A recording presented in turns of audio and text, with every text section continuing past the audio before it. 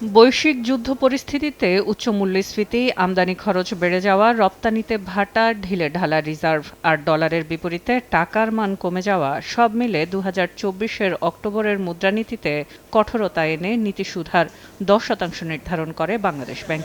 অন্তর্বর্তীকালীন সরকারের সময় নতুন সরকারের অপেক্ষায় বিদেশি বিনিয়োগেও ছিল হ্রাসটান। এ সময় ডলারের বিপরীতে টাকার দরপতন কিছুটা ঠেকানো গেলেও কমেছে বেসরকারি খাতের ঋণের প্রবৃদ্ধি, কমেছে বিনিয়োগ, হারিয়েছে কর্মসংস্থান। তবে নতুন সরকারের প্রথম মেয়াদে বন্ধ কলকারখানা সচল ও দেশি বিদেশি বিনিয়োগ ফেরানোর উদ্যোগ নেয় সরকার। বাজেটে কর ছাড়ের সহায়তার পর প্রায় ২ বছর পর এবার একক অঙ্কে ফিরে এলো নীতি সুদের হারও। বৃহস্পতিবার নীতি সুদের হার ১০% থেকে কমিয়ে ৯.৫০% নির্ধারণ করেছে বাংলাদেশ ব্যাংক। এতে অলস টাকার চাপ কমবে ব্যাংকগুলোতে, বলছেন অর্থনীতিবিদরা।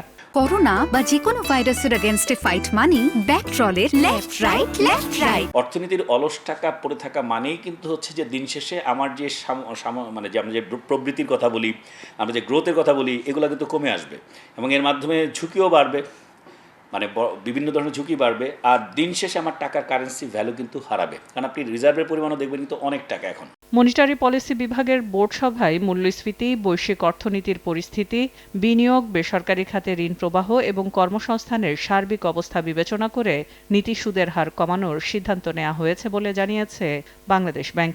এতে স্ট্যান্ডিং ল্যান্ডিং ফ্যাসিলিটির হার কমিয়ে আনা হয়েছে ১১%।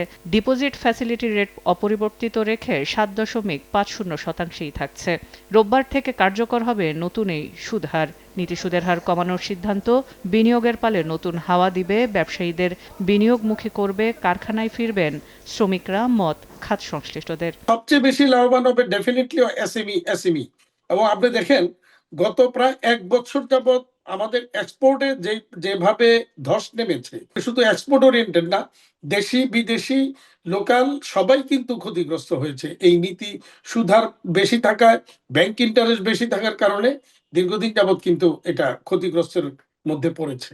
আমাদের মূল এক্সপোর্ট, আপনি যখন বিভিন্ন দেশে আমাদের এক্সপোর্ট কমবে বাড়বে, তার পরিণতিতে কি হবে, আপনার ফোকাসটা কিন্তু একটা প্রোডাক্টের দিকে থাকে। সো এই জায়গাটাই চেঞ্জ করতে ২০২৪-এর অক্টোবরের পর নীতি সুদে কঠোরতায় কমতে থাকে বেসরকারি খাতে ঋণ প্রবৃদ্ধি। সবশেষ চলতি অর্থবছরের মার্চে সর্বনিম্ন ৪.৭২% নেমে আসে এই প্রবৃদ্ধি। সেলিয়া সুলতানা, সময় সংবাদ, ঢাকা।